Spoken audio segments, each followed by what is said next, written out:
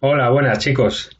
Pues bueno, comenzamos ya el quinto vídeo de esta serie de vídeos sobre la unidad uno de geografía, de geomorfología.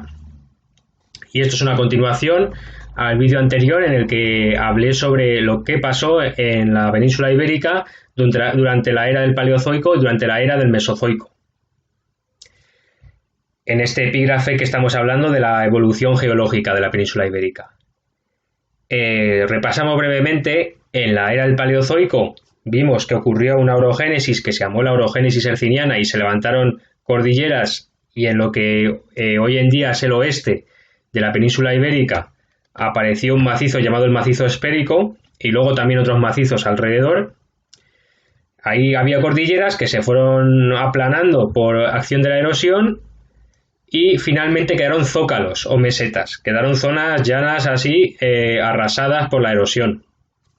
Luego ocurrió el Mesozoico, que es una época de calma en la que no hay ningún levantamiento de montañas, y ahora sí vamos a la era terciaria o del Cenozoico, en la que se produce el gran acontecimiento, ¿vale? La gran orogénesis, la última orogénesis que ha afectado, la última gran orogénesis que ha afectado a la Tierra, que ha sido la orogénesis alpina, que comenzó hace 65 millones de años.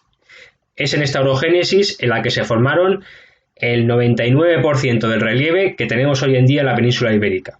Aunque ya vimos, puede ser que los materiales, las rocas que encontremos por aquí cuando vayamos al campo sean de época del Paleozoico, en el caso de que sean rocas silíceas, o del Mesozoico, en el caso de que sean rocas calizas. Lo que son las unidades de relieve, las cordilleras que vemos, las cuencas de ríos, las depresiones, todo ello es de época de la orogénesis alpina, de la era terciaria o del Cenozoico. Bueno, ¿cómo se produce esta orogénesis alpina? Lo hemos visto en epígrafes anteriores. Se produce cuando chocan las placas africana y de la India con la placa euroasiática. ¿Vale?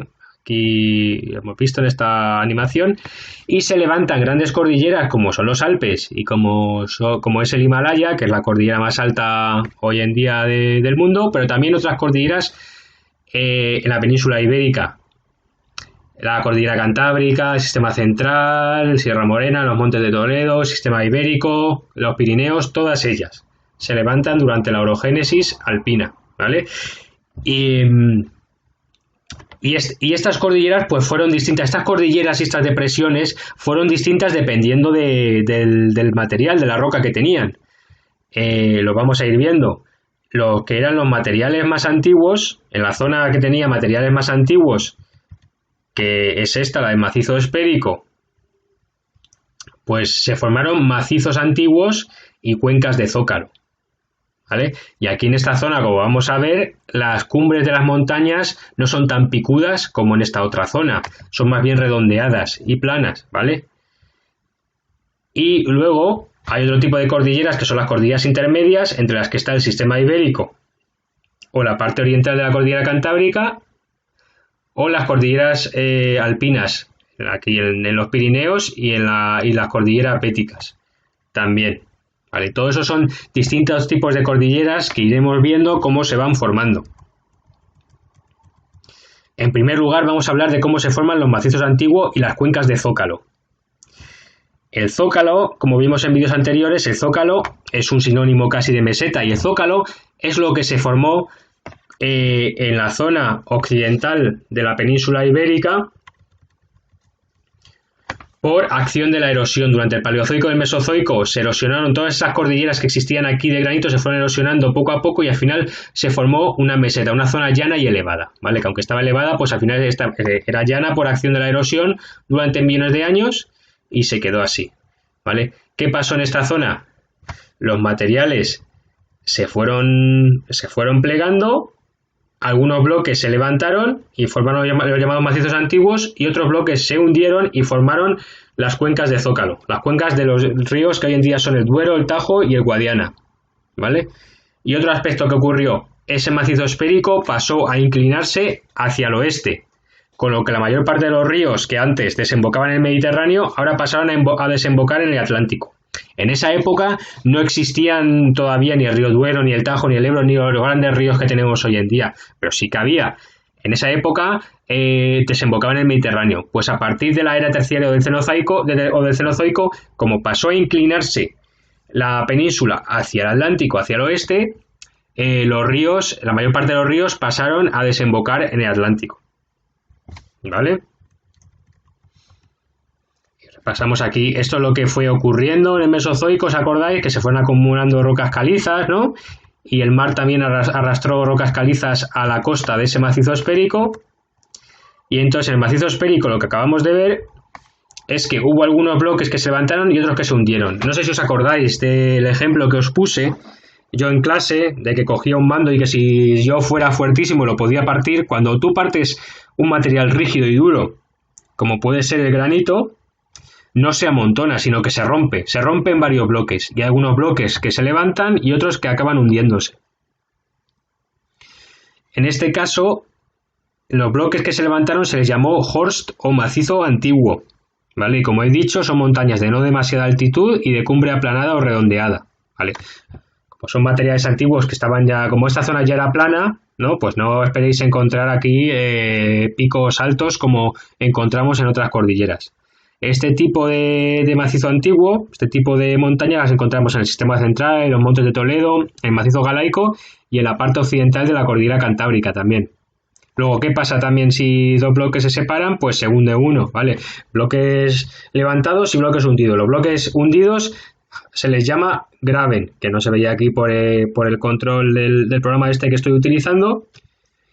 Y este bloque hundido forma una zona llana o deprimida que se va rellenando con el paso del tiempo. Al principio está formada también por granito y por rocas silíceas, como lo están formadas los macizos que hay alrededor. Pero con el tiempo, el viento, el agua, va arrastrando arcilla y otros materiales de las zonas altas a las zonas bajas. Y entonces la zona baja se acaba rellenando de sedimentos y posiblemente con el tiempo pase un río por allí, ¿vale? Son las cuencas, las llamadas cuencas de zócalos, como la cuenca del Duero, la cuenca del Tajo o la cuenca del Guadiana. Luego, hay otro tipo de cordilleras, que eran las que se situaban bajo el mar, ¿vale? La de los materiales que se situaban bajo el mar.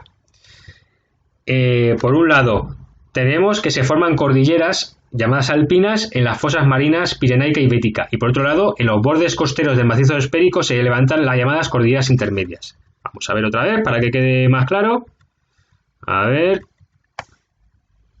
Por un lado, en la fosa pirenaica y la fosa bética se levantan cordilleras y luego por otro, en los bordes, en la costa, de lo que entonces era el macizo esférico, fijaos que entonces Madrid tenía costa, se formaron las cordilleras intermedias, el sistema ibérico y la parte oriental de la cordillera cantábrica.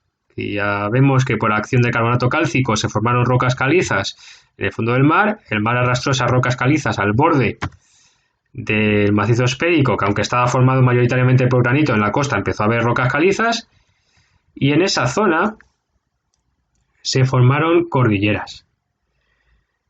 ¿Cómo se formaron las cordilleras intermedias? Las cordilleras intermedias se forman, como hemos visto, en la costa del macizo. Aquí hay granito, pero sobre el granito se va acumulando roca caliza que va arrastrando el mar. Entonces, cuando se produce ese choque de placas y hay bloques que se levanta también la roca caliza, ¿vale? Y se forma este tipo de estructura llamada sajónica o mixta, que es el caso del sistema ibérico y la parte oriental de la cordillera cantábrica, ¿vale? Esto es lo que pasó con las cordilleras intermedias, que están formadas mayoritariamente por rocas calizas de época del Mesozoico, que ya hemos visto que es en el Mesozoico cuando se forman esas rocas calizas en el fondo del mar y cuando también son arrastradas por el mar a los bordes del macizo. Pero, ¿qué pasó con las cordilleras alpinas? Y estas son un poco más complejas. Estas cordilleras alpinas tenían al lado, o sea, estas fosas donde había rocas calizas en época del Mesozoico, tenían al lado macizos de rocas silíceas, el macizo de Aquitania y el macizo bético-rifeño. ¿Qué pasó cuando se levantaron esas cordilleras? Pues que al final se juntaron las rocas calizas que había en el fondo del mar con las rocas silíceas que había en los macizos cercanos, ¿vale? El macizo de Aquitania y el macizo bético-rifeño. Y de esta manera en los Pirineos hay una mezcla de materiales silíceos paleozoicos del macizo de Aquitania y materiales calizos mesozoicos del fondo del mar. También ocurre con las cordilleras béticas, que es una mezcla de materiales silíceos paleozoicos del macizo bético rifeño y calizos mesozoicos del fondo del mar. ¿Cómo se forman esas cordilleras alpinas? Pues por acción del choque de placas,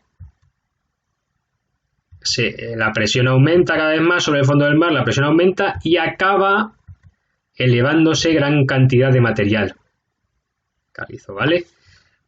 La zona elevada se le llama anticlinal, ¿vale? Y al final quedan a los lados zonas hundidas que al principio siguen siendo inundadas por el mar, pero luego con el tiempo el agua se seca y se van rellenando de sedimentos, que son las llamadas depresiones prealpinas, como la depresión del Ebro o la depresión del Guadalquivir. Esto es una imagen de cómo era antes en el Paleozoico o el Mesozoico, la península ibérica, y cómo pasa a estar ya en el Cenozoico o era terciaria. Aquí están los Pirineos, aquí está la cordillera bética, estas son dos cordilleras que se han formado aquí en esta época, el sistema ibérico también, la parte oriental de la cordillera cantábrica. Todas estas cordilleras han emergido del mar. Y luego esta zona que estaba por encima del mar, que era continente, antes de esa orogénesis alpina, durante la orogénesis alpina se levantan cordilleras aquí, sistema central, la cordillera cantábrica, el macizo galaico, los montes de Toledo, con esos materiales silíceos. Y vemos que quedan muchos lagos interiores, ¿vale? En estas cuencas de Zócalo y también en las depresiones prealpinas. Esto es la depresión de Guadalquivir, que todavía tardó bastante en secarse, que estuvo bajo el mar durante un tiempo. Aquí lo vemos otra vez, ¿vale? Hay que aclarar que con el paso del tiempo esta zona se cerró, con lo que este lago interior que era salado, que se fue secando y se fue rellenando de sedimentos y formó la depresión del Ebro, y una cosa parecida pasó con la depresión del Guadalquivir. Ahora lo explicaremos, ¿vale? Primero vamos viendo así, esto sería un poco la distribución. Esta es la zona del antiguo macizo esférico, que en el Paleozoico y en el Mesozoico ya era continente, ya estaba por encima de la superficie del mar. Y aquí hay macizos antiguos. Como veis, son de cumbres redondeadas, de cumbres aplanadas, no son demasiado altos. Son la parte occidental de la cordillera cantábrica, el macizo galaico, los montes de Toledo, perdón, el sistema central, los montes de Toledo, Sierra Morena, y entre ellos están las cuencas de los zócalos, ¿vale? Las cuencas de Zócalo, la cuenca de la submeseta norte, que entonces había un gran lago interior, hoy en día es la cuenca del río Duero, y la cuenca de la submeseta sur, hoy en día la cuenca del río Tajo. Y esto es la cuenca de lo que hoy en día es el río Guadiana. Luego hay cordilleras intermedias que ya son más picudas, que son calizas, el sistema ibérico y la parte oriental de la cordillera cantábrica, que se levantan con materiales calizos. Y luego, en una mezcla de materiales calizos del fondo del mar y materiales silíceos de los macizos cercanos, del macizo de Aquitania y del macizo bético rifeño, se forman los Pirineos y las cordilleras béticas. También tienen gran altitud, ¿vale? Por eso lo represento con triangulitos, para que veáis que son montañas así escarpadas y que tienen con grandes pendientes y que tienen picos bastante altos. Entre medias están las depresiones prealpinas o cuencas prealpinas, en este caso la depresión del Ebro y la depresión del Guadalquivir. Como hemos podido observar en este mapa, existían todavía lagos interiores. Estos lagos se fueron secando con el tiempo, como he adelantado antes, y se rellenaron con sedimentos, sobre todo con materiales arcillosos. Los materiales arcillosos ya sí son materiales que son de la era cenozoica, ¿vale? De la era terciaria.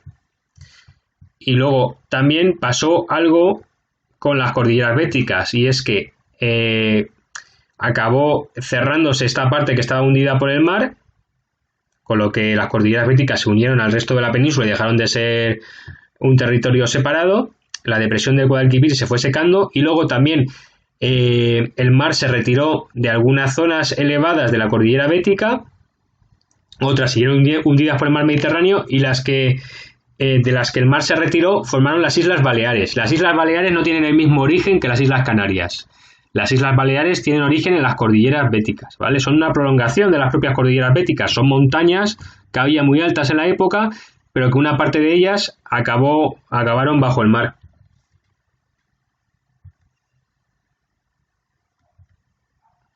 Por último, tenemos que hablar de un fenómeno que ocurrió al final del Cenozoico y al que todavía no he hecho referencia. pero que también influye en el relieve actual. No influye tanto como la orogénesis alpina, no os esperéis un acontecimiento tan grande como la orogénesis alpina, pero sí que influyó en cierta medida en el relieve que tenemos hoy en día, que son especialmente los glaciares. ¿Cuándo aparecen los glaciares? Pues es que en ya casi la última época del Cenozoico ocurre la llamada glaciación del Cuaternario, que coincide con la misma época en la que está evolucionando el ser humano, que va evolucionando y al final acaba en nosotros, en el Homo sapiens sapiens.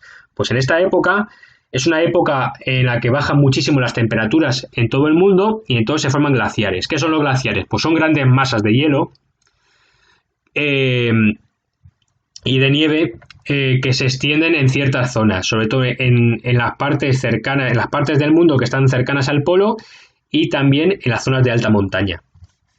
En la península ibérica, ¿dónde había glaciares? Pues en los Pirineos, en la cordillera Cantábrica, en el sistema ibérico, en el sistema central, en las cordilleras béticas, en especial en Sierra Nevada, ¿vale? Esto era la Tierra. Como veis, gran parte de Norteamérica y gran parte del norte de Europa estaba bajo hielos, estaba bajo glaciares, y luego también vemos algunos glaciares en los Alpes y en la península ibérica. Así era, ¿vale? Pirineos, la cordillera Cantábrica, macizo galaico, el sistema central, el sistema ibérico y la cordillera bética. Vale, hay dos tipos de glaciares, los glaciares de circo y los glaciares de valle. ¿Qué diferencia hay entre ellos? Los glaciares de circo son los que mayoritariamente hay en la península ibérica y son glaciares más pequeños que los glaciares de valle. Los glaciares de valle ocurren ya cuando la temperatura es bajísima, ¿vale? En los glaciares de circo los glaciares son más pequeños, esa masa de hielo y de nieve es más pequeña y entonces únicamente la encontramos en las zonas más altas de la montaña, ¿vale? Pero aquí en el valle no encontramos esos glaciares, solamente en las zonas más altas de la montaña. Y cuando ya termina la época de glaciación y suben las temperaturas, se funden y forman lagunas, estos glaciares de circo, ¿vale? Luego, los glaciares de valle son glaciares mucho más grandes porque en esa zona la temperatura es mucho más baja y entonces ocupan no solamente lo que es el circo, que se le llama, que es la zona alta del valle, sino que también la zona baja del valle, o sea que se esparrama valle abajo el hielo. Hay tanto hielo, es tan grande el glaciar que al final pasa del circo, pasa bajando hacia el valle. Y entonces va arrasando a su paso todas las rocas que hay, pues la va arrasando toda esa masa de hielo, la va arrasando todas esas rocas, ¿vale? Que se llaman, esos restos de roca que va arrastrando se llaman morrena. Y va erosionando todo. Si el glaciar del circo solamente erosiona la zona alta del valle y la cabecera, en los glaciares de valle erosiona todo el valle y le da una forma de U. Entonces, un ejemplo de glaciar de circo estaría en lo que hoy en día es el sistema central, en la Laguna Grande de Peñalara, que no sé si habéis ido alguno. El Peñalara es un pico que hay en la Sierra de Madrid, bastante alto, es uno de los picos más altos del sistema central, que tiene sobre 2.400 metros. Y la Laguna Grande de Peñalara es un resto de un antiguo glaciar de circo, o sea, de un glaciar pequeño que hubo en esta zona. Vale, si vemos el paisaje desde el pico del Peñalara, todo esto, imaginaos que todo esto formaba, aquí es donde estaba el glaciar. En toda esta zona estaba llena de una masa de hielo y de nieve. ¿Qué pasó? Que cuando se fue fundiendo porque acabó la glaciación y subió la temperatura en la Tierra, al final acabó fundiéndose todo el hielo y acabó con esta laguna. Acabó siendo esta laguna que hay aquí, ¿vale? Y luego una cosa distinta son los glaciares de valle, que como hemos visto es cuando la temperatura es muy baja, la masa de hielo es grandísima. Entonces todo este hielo acaba esparramándose valle abajo y acaba erosionando también las zonas bajas del valle. Y esto en la península ibérica solamente ocurrió en los Pirineos. Entonces una imagen de cómo debió de estar el valle de Ordesa durante la glaciación, o sea, la masa de hielo no solamente ocupó esta zona, que sería si fuera un glaciar de circo, sino que acabó bajando el hielo valle abajo y acabó erosionando todo esto. Y esto es como es hoy en día el Valle de Ordesa, el mismo Valle de Ordesa que estaba antes ocupado por este glaciar de valle. Entonces tenemos los glaciares por un lado y otra unidad de relieve tardía, de las más modernas que hay en la península ibérica, que se formaron en la última etapa del Cenozoico, son las terrazas fluviales. ¿Qué son las terrazas fluviales? Pues son zonas planas y elevadas escalonadas con forma de escalera en los márgenes de los ríos. ¿Por qué ocurren? Hay épocas, sobre todo en la época de glaciación, en la que los ríos estaban congelados, en la que no bajaban ríos porque los glaciares estaban congelados, entonces no se fundía el agua, entonces no pasaban ríos. Luego fueron pasando ríos poco a poco, algunas veces con menos fuerza, otros con más fuerza. Cuando había menos fuerza, pues solamente producían un escalón, una terraza. Cuando había más fuerza, pues producían más terrazas, ¿vale? Vamos a ver ahora aquí en estas imágenes. Aquí veis las terrazas en forma escalonada. Y eso es también un ejemplo. Ahora mismo está seco, ¿vale? Pero antes el río pasaría por aquí, iría erosionando y formaría esta terraza, la terraza 2, y luego en una época en la que fuera más caudaloso el río, incluso llegaría hasta la terraza 1, incluso erosionaría hasta aquí y formaría la terraza 1, ¿vale? Entonces, esta es la manera en la que se forman las terrazas fluviales. Y bueno, con esto habríamos acabado este epígrafe que va sobre la evolución geológica de la península ibérica. Y nada, siguiente vídeo ya lo haremos sobre los tipos de paisajes según el tipo de roquedo. Así que nada, un abrazo, chicos.